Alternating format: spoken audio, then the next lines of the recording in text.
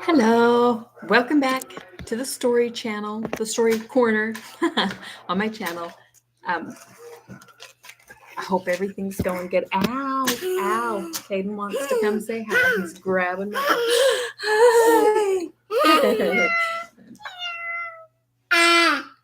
Oh, are you a cat? She's a cat. I see. Okay, look, we're showing them off, baby. Look. Yeah, let me show them off. Let me show you a couple of things I've made. And I got gone too. Yep, her tooth is gone. Oh, there was a price tag on here, so it looks Back to messy. being a cat. Hey! Oh my goodness. You're going to make this difficult, aren't you? Look, we're going to show them off. See? So cute. So I have this cute pair of their little heart earrings with a dangly bead. My lighting is not great as usual, but they're really, really cute. I love making things. Now this is a dragon necklace, and I've sold it. Little boys like these. I've sold quite a few of these to little boys. This one isn't one of the cooler ones, but oops. But I've sold quite a few of these little boys. They love the whole. Kaylissa, turn the light on. Please don't do that. Turn it on all the way. Thank you. Sorry.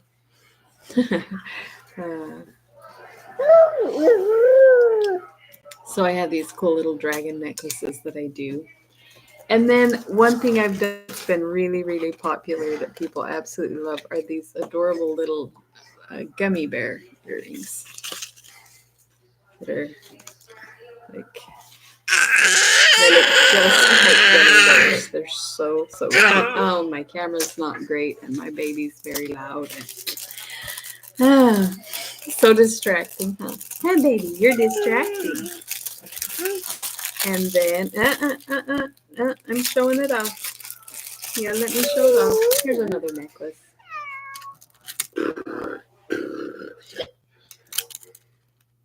Oh, if I can get it untangled.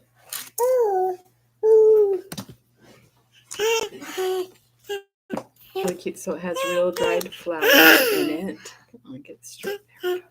It's real dried flowers, and it's got the cute little gold ring around it. It's really cute. Oh my goodness, this feels like such a distracted stream. And then I have this really pretty pink and purple. I know it's hard to see the colors because of the bad lighting, but it's pink and purple with white swirls in it. It's really a necklace. I've done so much jewelry, and I've sold so much jewelry at shows and fairs and stuff, but I still have so much because I haven't done any shows for a long time, but I was all stocked up, so I just grabbing a couple random here and there to show off. And then I always like to ask, what did you have for dinner? Just for fun, put it in the chat. We had McDonald's. We don't eat out very often, but there were several reasons why we wanted to do something extra nice for Kayla. So she's such a sweetheart, and there was she did some stuff, multiple good things. We wanted to reward her, so we took her to McDonald's because she loves nothing better. She loves I made my own table next to. Yeah, she sat at her own little table next to us. There's a McDonald's right by our house. Ouch. So we just walked over there. Oh my goodness, this is. Look, it's Kaden being sad.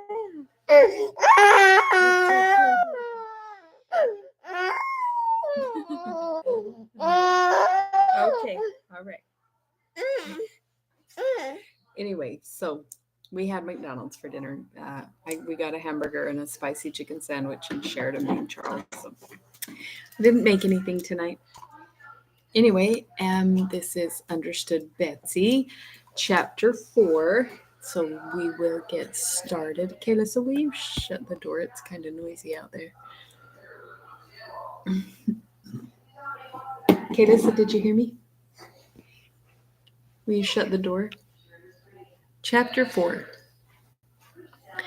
Elizabeth Ann was very much surprised to hear Cousin Anne's voice calling, "Dinner!" down the stairs.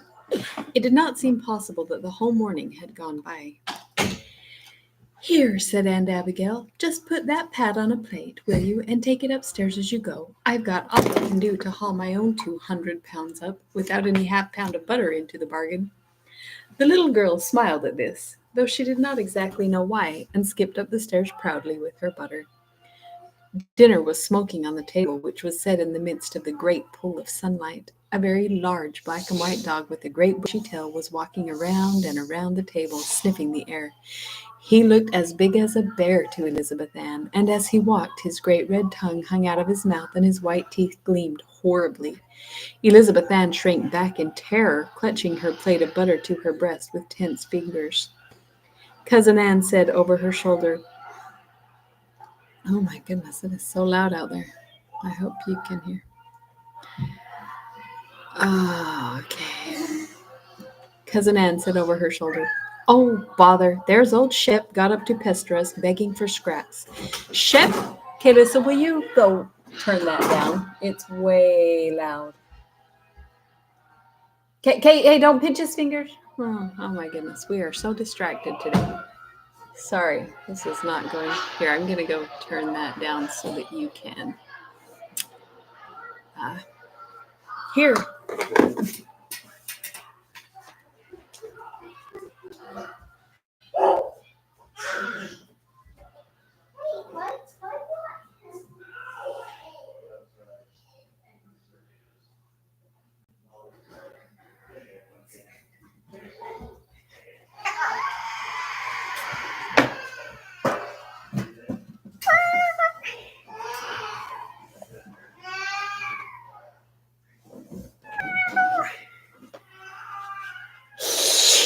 Are you a cat? Here, move, cat, so I can sit in my chair. Come on. Hop down, kitty. Down you go. Good kitty. Good kitty. Oh, sorry. We are so distracted today. Okay.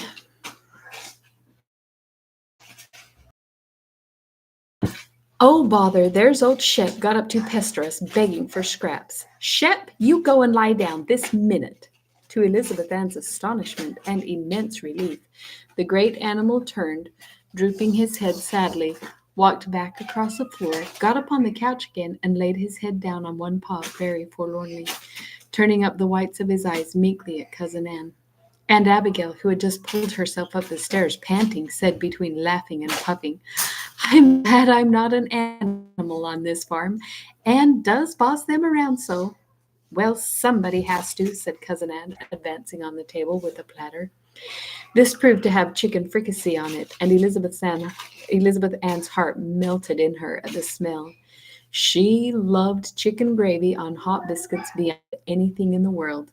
But chickens are so expensive when you buy them in the market that Aunt Harriet hadn't had them very often for dinner. And there was a plate of biscuits, golden brown, just coming out of the oven. Come here, you little pumpkin. Oh. She sat down very quickly, her mouth watering. "Do you need a drink?" And attacked with extreme haste the big plateful of food which Cousin Anne passed her. At Aunt Harriet, she had always been aware that everybody watched her anxiously. Sorry. Oh. We are so distracted tonight.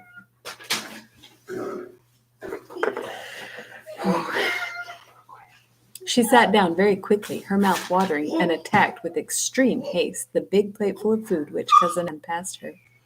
At Aunt Harriet, she had always been aware that everybody watched her anxiously as she ate, and she had heard so much about her light appetite that she felt that she must live up to her reputation, and had a very natural and human hesitation about eating all she wanted when there happened to be something she liked very much. But nobody here knew that she only ate enough to keep a bird alive, and that her appetite was so capricious, nor did anybody notice. Nor did anybody notice her while she stowed away the chicken and gravy and hot biscuits and currant jelly and baked potatoes and apple pie. When did Elizabeth Ann ever eat such a meal before? She actually felt her belt grow tight. In the middle of the meal, Cousin Anne got up to answer the telephone, which was in the next room. The instant the door had closed behind her, Uncle Henry leaned forward, tapped Elizabeth Ann on the shoulder, and nodded toward the sofa.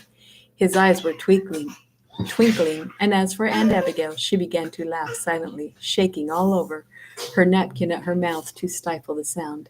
Elizabeth Ann turned wonderingly and saw the old dog cautiously and noiselessly letting himself down from the sofa, one ear cocked rigidly in the direction of Cousin Anne's voice in the next room. "The old tyke," said Uncle Henry. "He always sneaks up to the table to be fed if Anne goes out for a minute. Here, Betsy, you're nearest. Give him this piece of skin from the chicken neck." The big dog padded forward across the room, evidently in such a state of terror about Cousin Anne that Elizabeth Ann felt for him. "Oh, thank you for the loves." She had a fellow feeling about that relative of hers. Also, it was impossible to be afraid of so abjectly meek and guilty an animal. As old Shep came up to her, poking his nose inquiringly on her lap, she shrinkingly held out the big piece of skin, and though she jumped back at the sudden snap and gobbling gulp with which the old dog greeted the tidbit, she could not but sympathize with his evident enjoyment of it. He waved his bushy tail gratefully and cocked his head on one side, and his ears standing up at attention, his eyes glistening greedily, he gave a little begging whine. "Oh, he's asking for more!" cried Elizabeth Ann, surprised to see how plainly she could understand dog talk. "Quick, Uncle Henry, give me another piece." Uncle Henry rapidly transferred to her plate a wing bone from his own, and Aunt Abigail, with one deft swoop, contributed the neck from the platter. As fast as she could, Elizabeth Ann fed these to Shep, who woofed them down at top speed, the bones crunching loudly under his strong white teeth. How he did enjoy it!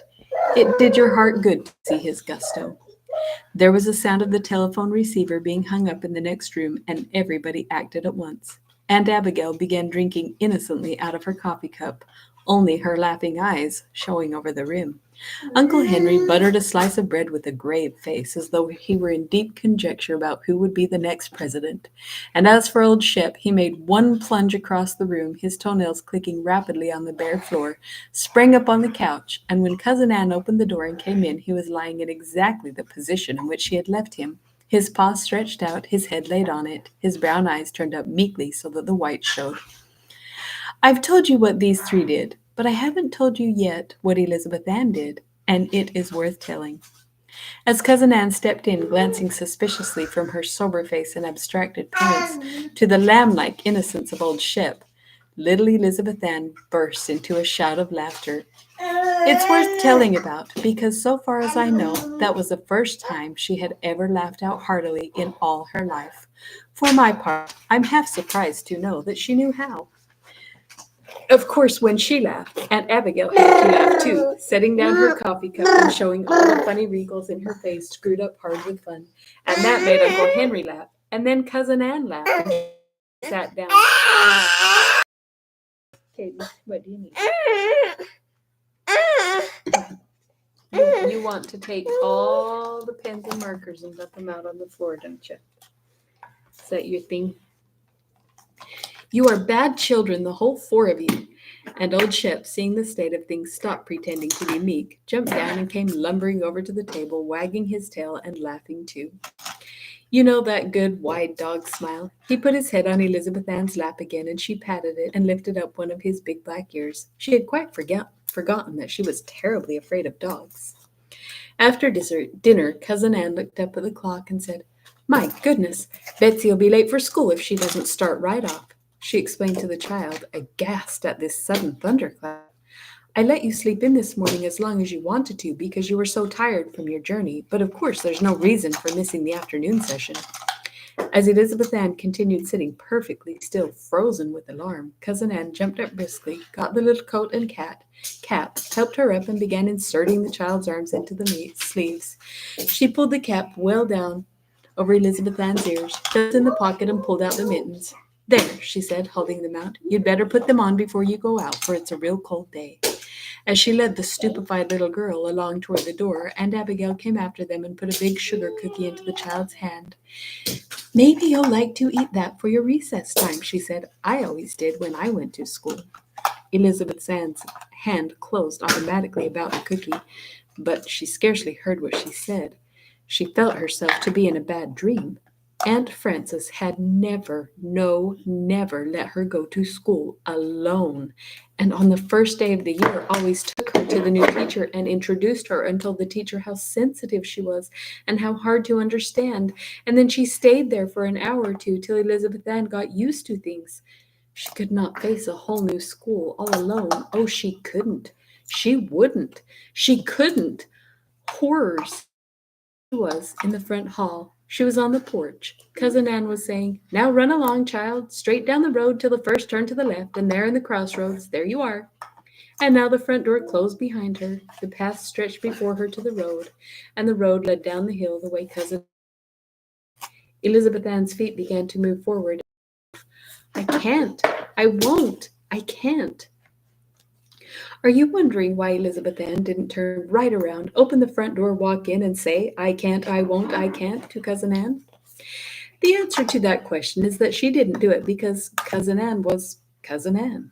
And there's more in that than you think. In fact, there is a mystery in it that nobody has ever solved, not even the greatest scientists and philosophers. Although, like all scientists and philosophers, they think they have gone a long way toward explaining they don't understand by calling it a long name.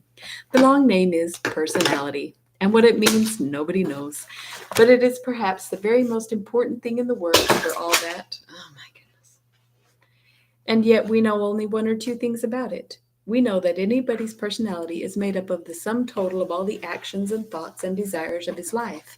And we know that though there aren't any words or any figures in any language to set down that sum total accurately, still it is one of the first things that everybody knows about anybody else. And that is all we really know. So I can't tell you why Elizabeth Ann did not go back and cry and sob and say she couldn't and she wouldn't and she couldn't, as she would certainly have done it at Harriet's. You remember that I could not even tell you why it was that, as the little fatherless and motherless girl lay in bed looking at Aunt Abigail's old face, she could feel so comforted and protected that she must needs break out crying. No, all I can say is that it was because Aunt Abigail was Aunt Abigail. But perhaps it may occur to you that it's rather a good idea to keep a sharp eye on your personality, whatever that is. It might be very handy, you know, to have a personality like Cousin Anne's, which sent Elizabeth Ann's feet down the path. Or perhaps you would prefer one like Aunt Abigail's. Well, take your choice. You must not, of course, think for a moment that Elizabeth Ann had the slightest intention of obeying Cousin Anne. No, indeed. Nothing was further from her mind as her feet carried her along the path and into the road. In her mind was nothing but rebellion and fear and anger and oh, such hurt feelings. She turned sick at the very thought of facing all the staring, curious faces in the playground turned on the new scholar as she had seen them at home. She would never, never do it. She would walk around all the afternoon and then go back and tell Cousin Ann that she couldn't. She would explain to her how Aunt Frances never let her go out of doors without a loving hand to cling to. She would explain to her how Aunt Frances always took care of her. It was easier to think about what she would say and do and explain away from Cousin Ann than it was to say and do it before those black eyes. Aunt Frances's eyes were soft, light blue. Oh, how she wanted Aunt Frances to take care of her. Nobody cared a thing about her. Nobody understood her but Aunt Frances. She wouldn't go back at all to Putney Farm. She would just walk on till she was lost, and the night would come, and she would lie down and freeze to death. And then wouldn't Cousin Ann feel someone called to her, "Isn't this Betsy?" She looked up astonished. A young girl in a gingham dress and a white apron, like those at Putney Farm, stood in front of a tiny square building, like a toy house. "Isn't this Betsy?" asked the young girl again. "Your Cousin Ann said you were coming to school today, and I've been looking out for you, but I saw you going right by, and I ran out to stop you." "Why, where is the school?" asked Betsy, staring around for a big brick 4-story building. The young girl laughed and held out her hand. "This is the school," she said, "and I am the teacher, and you'd better come right in, for it's time to begin." She led Betsy into a low-ceilinged room with geraniums at the windows, where about a dozen children of different ages sat behind their desks. At the first sight of them, Betsy blushed crimson with fright and shyness and hung down her head. But looking out of the corners of her eyes, she saw that they too were all very red-faced and scared-looking and hung down their heads, looking at her shyly out of the corners of their eyes. She was so surprised by this that she forgot all about herself and looked inquiringly at the teacher. They don't see many teachers. They don't see many strangers, the teacher explained, and they feel very shy and scared when a new scholar comes, especially one from the city. Is this my grade? Asked Elizabeth, thinking it the very smallest grade she had ever seen. This is the whole school, said the teacher. There are only 2 or 3 in each class. You'll probably have 3 in yours. Miss Anne said you were in the 3rd grade. There, that's your seat. Elizabeth sat down before a very old desk, much battered and hacked up with knife marks. There was a big HP carved just over the inkwell, and many other initials scattered all over the top. The teacher stepped back to her desk and took up a violin that lay there. Now, children, we'll begin the afternoon session by singing America, she said. She played the air over a little, very sweetly and stirringly, and then as the children stood up, she came down close to them, standing just in front of Betsy. She drew the bow across the strings in a big chord and said, "Now," and Betsy burst into song with the others. The sun came in the windows brightly. The teacher, too, sang as she played, and all the children, even the littlest ones, opened their mouths wide and sang lustily. Okay. Well, that was a short one. So, 10 minutes less than we usually are. But that's chapter 4. We will pick up chapter 5 tomorrow. And I'm looking forward to it. I just enjoy this so much. It's been so fun for me, and I hope you guys have enjoyed it too. Don't forget to put a like on the video. You know what to do. All the YouTube stuff, notifications, subscribe, all that. Share if you like it.